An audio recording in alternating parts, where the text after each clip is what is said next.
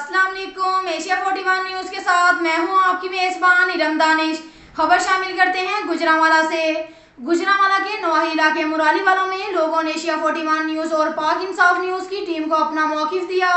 इस मौक़िफ़ में उन्होंने इलाके के चेयरमैन मुतल्लका MNA MPA के बारे में अपनी राय दी कि लोग वोट लेने आते हैं और चले जाते हैं, दोबारा कोई भी सियासतदान इलाके की तरफ नहीं देखता। जब भी कोई काम होता है तो अपनी मदद आपके तहत होता है।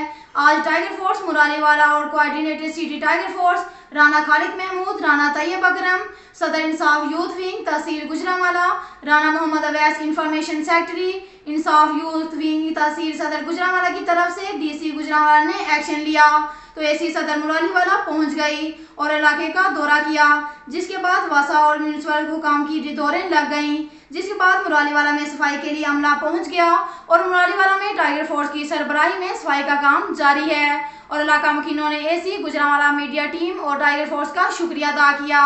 अब तक के लिए इतना ही काफ़ी है। मिलते हैं अगले बुलेटिन में, हमारे साथ रहिएगा। अल्लाह हाफिज़।